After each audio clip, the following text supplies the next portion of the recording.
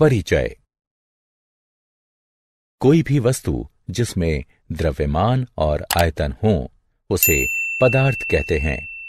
पदार्थ को इस प्रकार भी परिभाषित किया जाता है कि जिस भी वस्तु में जड़त्व हो उसे पदार्थ कहते हैं। सभी ठोस, द्रव और गैसें जिनसे आपके दैनिक जीवन में सामना होता है वो किसी न किसी प्रकार के ठोस हैं। आप जीव विज्ञान में सजीवों के वर्गीकरण से परिचित ही हैं।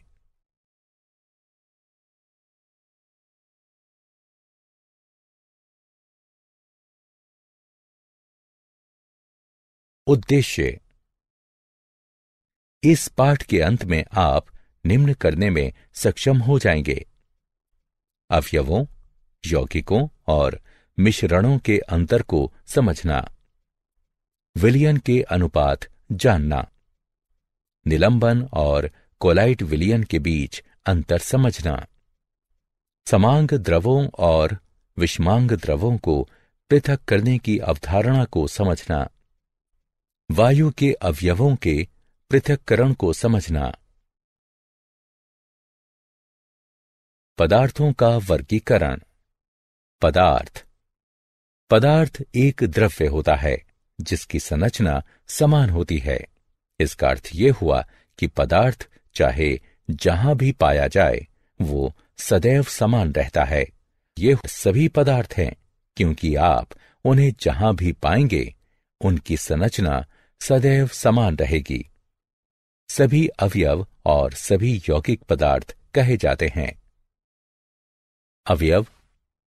अवयव वे पदार्थ होते हैं जो एक प्रकार के परमाणु से बने होते हैं। इस समय कुल 113 ज्ञात अवयव हैं, जिनमें से ज्यादातर धातुएं हैं।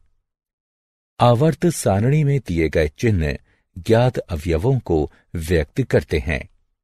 परमाणु भी छोटे कणों से बने होते हैं, लेकिन उन्हें सामान्य रासायनिक तरीके से विभाजित नहीं किया जा सकता। यौगिक और प्रावस्था।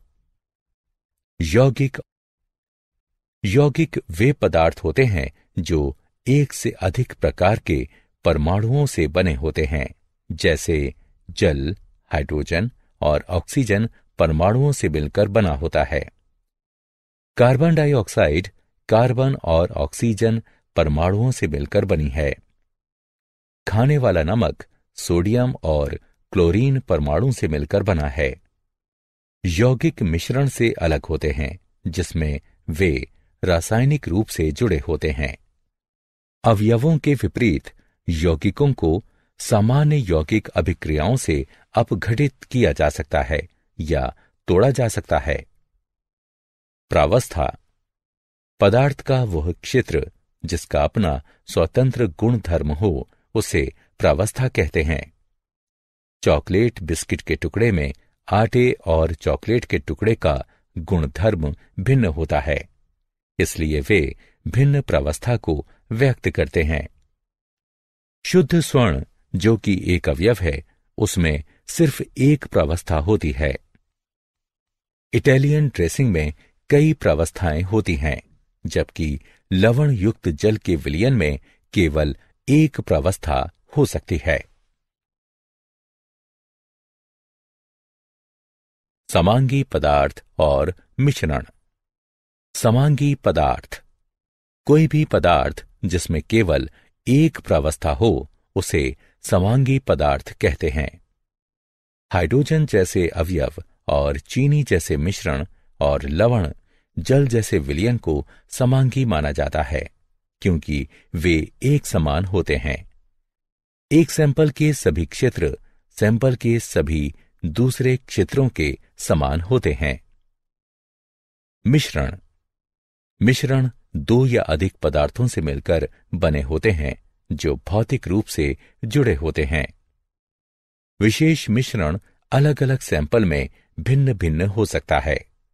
कुछ मिश्रण इतने अच्छी तरह मिले हुए होते हैं कि उन्हें केवल एक प्रावस्था से बना समांगी माना जाता है। दूसरे मिश्रण जो एक से अधिक प्रावस्था से बने होते हैं उन्हें विषमांगी मिश्रण कहते हैं।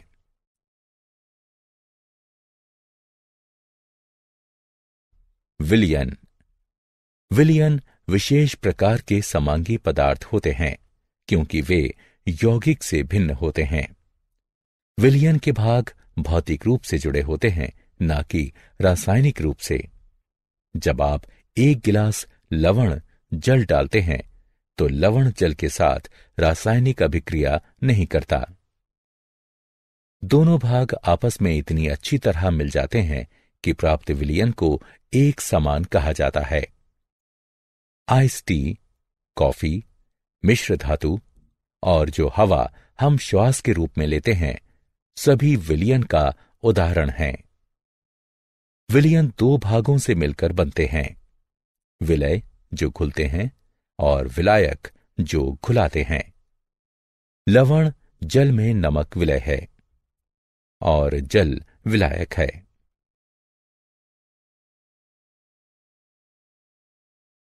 विषमांगी मिश्रण।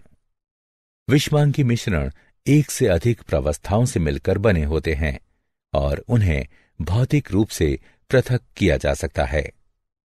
पहले उल्लेख किया गया चॉकलेट, बिस्किट, टास्ट, सलाद और मुनक्का भूसी अनाज का कटोरा विषमांगी मिश्रण के उचित उदाहरण हैं।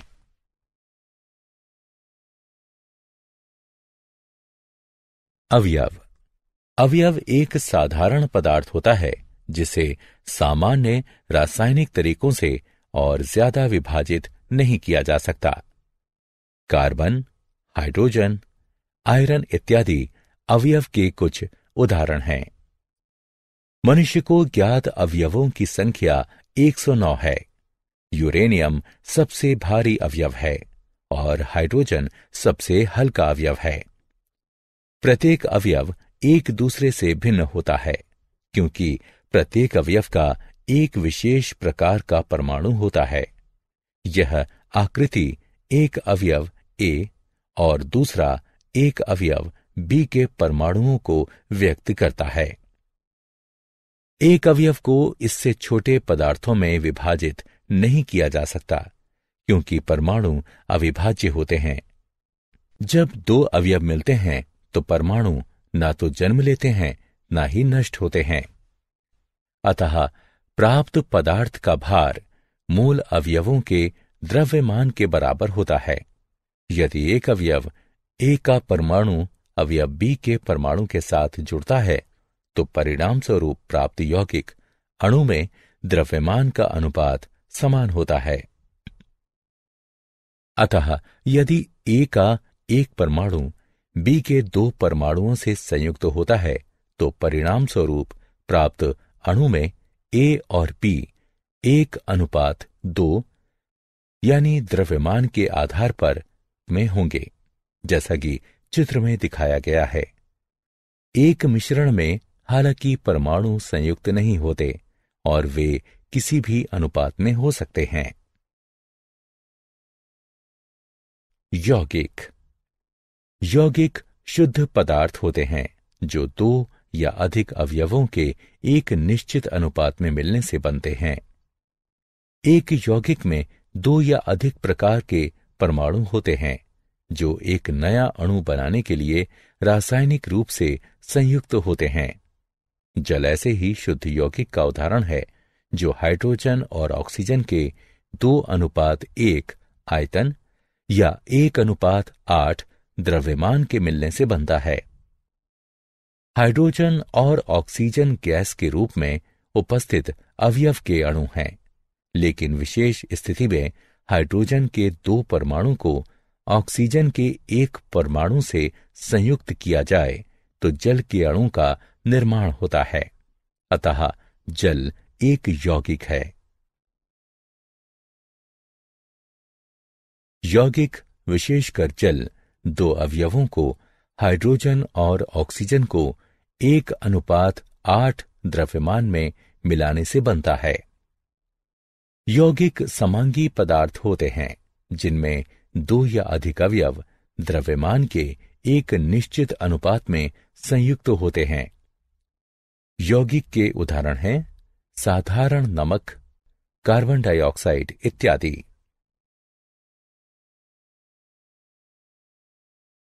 अवयव और यौगिक में विभेद। मिश्रण। जब दो या अधिक अवयव या यौगिक एक साथ मिलाए जाते हैं तो वे अपना निजी गुणधर्म छोड़े बगैर आपस में घुल जाते हैं। इन्हें मिश्रण कहा जाता है।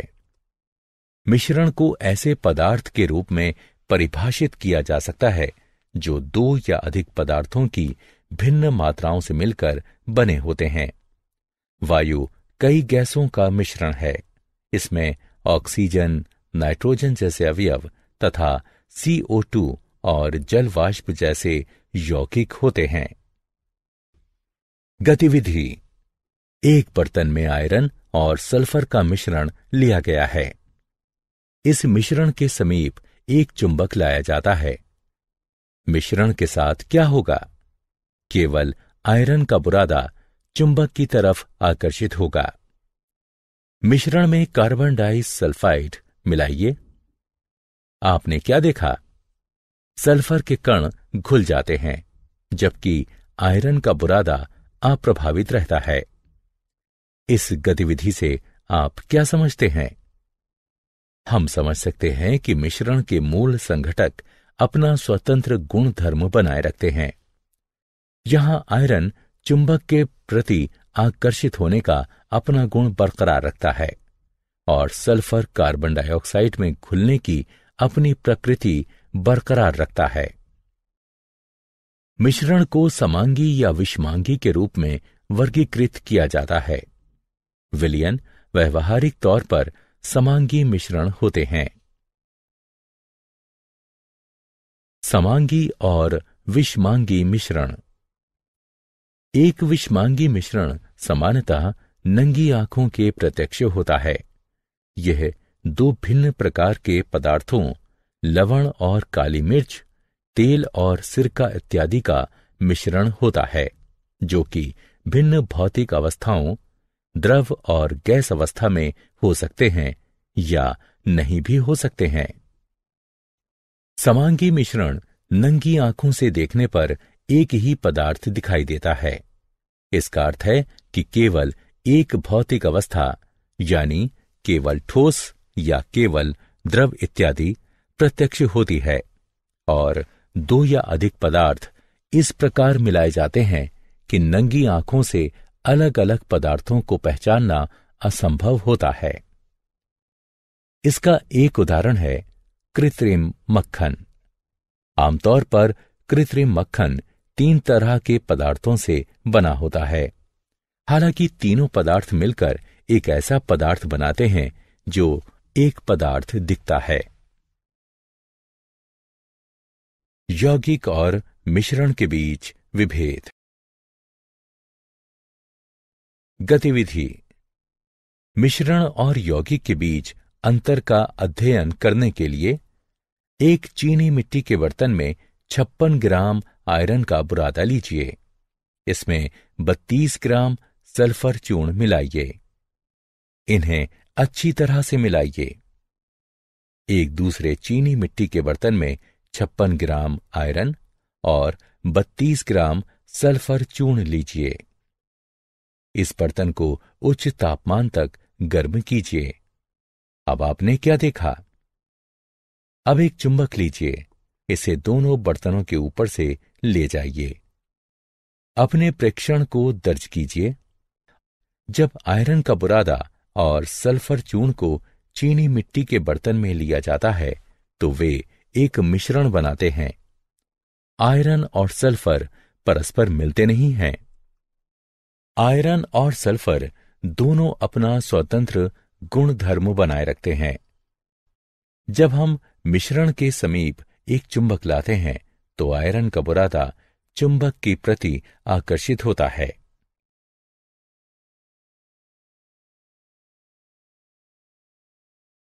विलयन। दो या अधिक पदार्थों का मिश्रण एक विलयन, एक निलंबन या कोलाइड हो सकता है।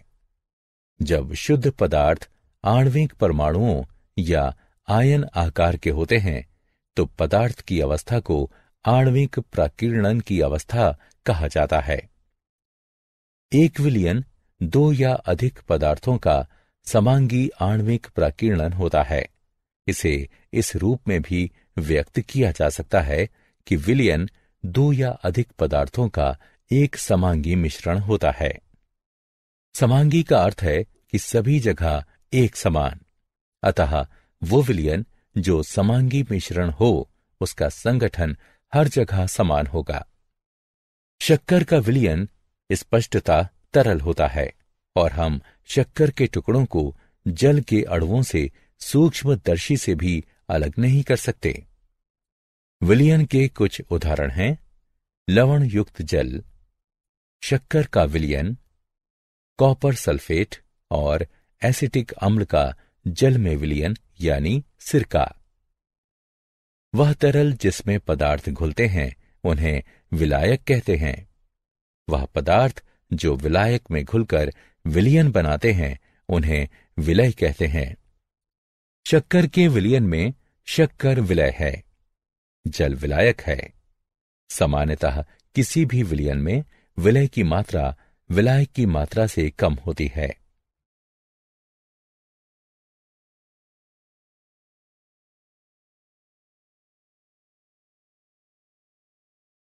विलयनों के प्रकार। विलयनों को घुले हुए विलय की मात्रा के आधार पर वर्गीकृत किया जा सकता है।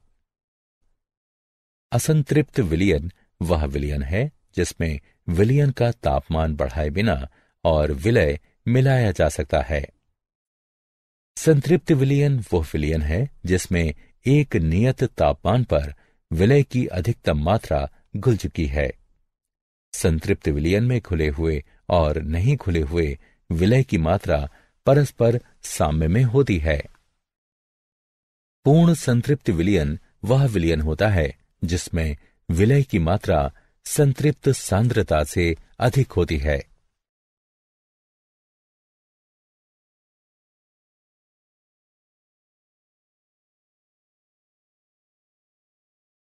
विलयन का गुण। एक सच्चा विलयन समांगी मिश्रण होता है। विलयन के घटक छनन जैसी विधियों से आसानी से पृथक किए जा सकते हैं। विलय कणों का आकार बहुत छोटा होता है और इनका व्यास 10⁻8 सेंटीमीटर होता है। विलयन के कणों को सूक्ष्मदर्शी से भी नहीं देखा जा सकता। विलयन स्वच्छ और पारदर्शी होता है। विलयन स्थिर होता है और यदि हिलाया ना जाए तो विलय कण नीचे नहीं बैठते।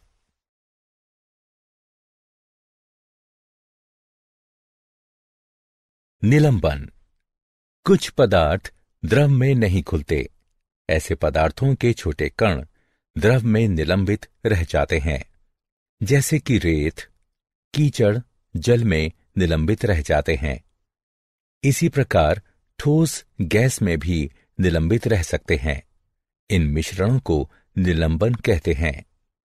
निलंबन एक विषमांगी मिश्रण होता है जिसमें ठोस के छोटे कण द्रव या गैस के पूरे द्रव्यमान में घुले बिना निलंबित रहते हैं। निलंबन के गुण धर्म। निलंबन एक विषमांगी मिश्रण होता है जिसमें ठोस के छोटे कण द्रव या गैस के पूरे द्रव्यमान में घुले बिना निलंबित रहते हैं। निलंबन में कण सामान्य आंखों से दिखाई देते हैं। कणों का व्यास 10⁻5 सेंटीमीटर होता है। विलयन में कणों को द्रव से अलग छान कर किया जा सकता है। स्थिर रखने पर निलंबन के कण नीचे बैठ जाते हैं।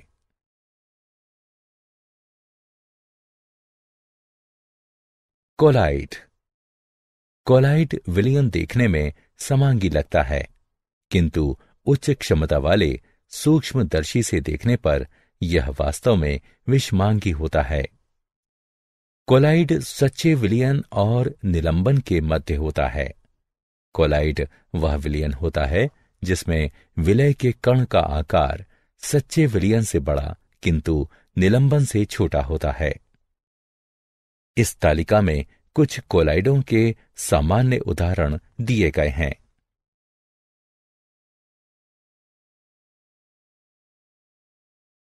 टिंडल प्रभाव। कोलाइड अपने से गुजरने वाले प्रकाश को फैला देता है। इसका अर्थ है कि कोलाइड से होकर गुजरने वाली प्रकाश की किरण दिखती है। यदि अंधेरे कमरे में रखे कोलाइड से प्रकाश की किरण गुजरे तो प्रकाश का पथ कोलाइड कणों द्वारा प्रकाश के फैलाव के कारण देखा जा सकता है। इसी प्रकार का प्रभाव तब भी देखा जा सकता है जब प्रकाश की किरण धूल भरे वायु से होकर गुजरती है। कोलाइड कणों द्वारा प्रकाश के फैलाए जाने की परिघटना को टिंडल प्रभाव कहते हैं। यह प्रभाव सच्चे विलयनों में नहीं दिखाई देता। द्रवों में टिंडल प्रभाव लेजर पॉइंटर की सहायता से आसानी से देखा जा सकता है। यदि आप दूध को इतना पतला करें कि यह लगभग पारदर्शी हो जाए या आपके पास किसी प्रकार का विलयन हो जैसे कि कोलाइडल सिल्वर, तो लेजर की किरण द्रव से गुजरते हुए आसानी से देखी जा सकती है। मिश्रण और दो अमिश्रणीय द्रवों का पृथक्करण। एक मिश्रण के घटकों को पृथक करना। विस्मांगी मिश्रण को सामान्य भौतिक विधि जैसे हाथ से चुनकर, छानकर इत्यादि से पृथक किया जा सकता है, लेकिन मिश्रण के घटकों को अलग करने के लिए विशेष विधियों की आवश्यकता होती है। दो अमिश्रणीय द्रवों का पृथक्करण। दो अमिश्रणीय द्रवों का पृथक्करण कीप द्वारा किया जा सकता है। गतिविधि। एक पृथक्करण कीप लीजिए और इसमें डाइएथिल ईथर लीजिए। इसे कुछ देर स्थिर छोड़ दीजिए। डाइएथिल ईथर और जल की परत पृथक हो जाती है। कीप के नीचे एक फ्लास्क रखिए और ऊपर से स्टॉपर हटाकर स्टॉप कॉर्क को खोल दीजिए। जल की निचली परत को बाहर निकाल दीजिए। जब डाइएथिल ईथर स्टॉप कॉर्क के पास पहुंचे तो पृथक्करण कीप के स्टॉप कॉर्क को बंद कर दीजिए।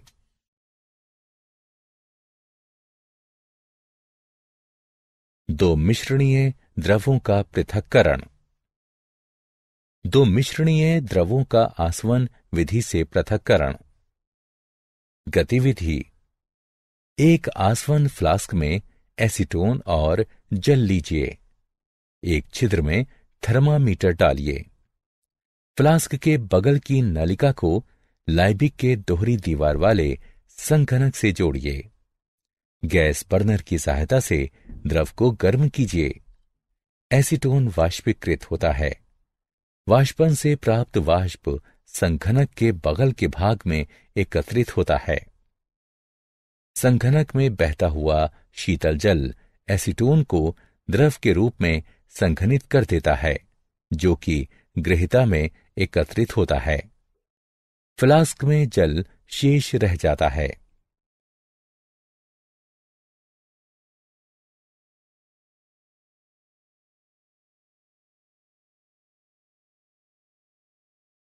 ऊर्ध्वपातन।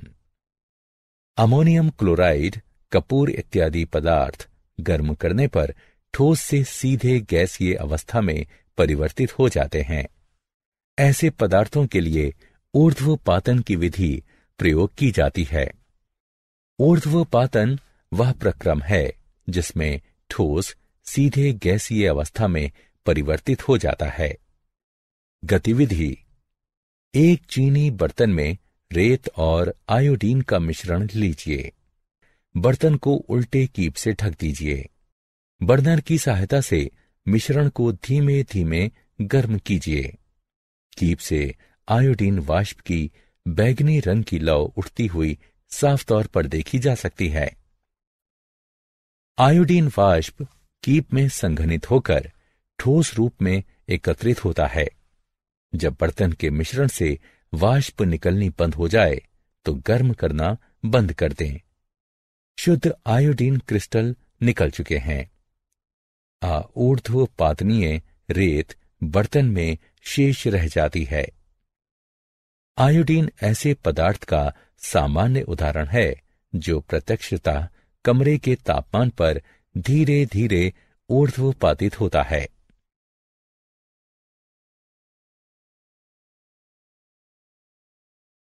क्रिस्टलीकरण किसी पदार्थ के गर्म विलयन को ठंडा करने पर वह उसी पदार्थ का शुद्ध क्रिस्टल प्रदान करता है। गतिविधि: बीकर में 100 ml पानी लीजिए। तनु सल्फरिक अम्ल की कुछ बूंदें डालकर विलयन को अम्लीकृत कीजिए। पानी को गर्म कीजिए। जब यह उबलना शुरू कर दे तो इसमें कॉपर सल्फेट चूर्ण को धीरे धीरे तब तक मिलाइए जब तक कि संतृप्त विलयन न प्राप्त हो जाए। विलयन को छान लीजिए। इसे ठंडा होने दीजिए। थोड़े समय बाद आप विलयन में कॉपर सल्फेट के नीले रंग के चमकदार क्रिस्टल देख पाएंगे। रासायनिक परिवर्तन: यदि पदार्थ की भौतिक अवस्था में परिवर्तन हो तो इसे रासायनिक परिवर्तन कहते हैं। उदाहरण 1। जल तथा खाना पकाने वाले तेल दोनों द्रव हैं, लेकिन उनका रासायनिक गुणधर्म भिन्न है। उनकी गंध और ज्वलनशीलता भिन्न है। हम जानते हैं कि तेल हवा में जलता है, जबकि जल आग को बुझाता है। तेल का रासायनिक गुण उसे जल से भिन्न बनाता है। उदाहरण 2। जलना एक रासायनिक परिवर्तन है। जलने की प्रक्रिया में एक पदार्थ दूसरे से क्रिया करके अपने रासायनिक संगठन में परिवर्तन लाता है। रासायनिक परिवर्तन पदार्थ के रासायनिक गुण धर्मों में परिवर्तन लाता है तथा हम नया पदार्थ पाते हैं। रासायनिक परिवर्तन को रासायनिक प्रतिक्रिया भी कहा जाता है।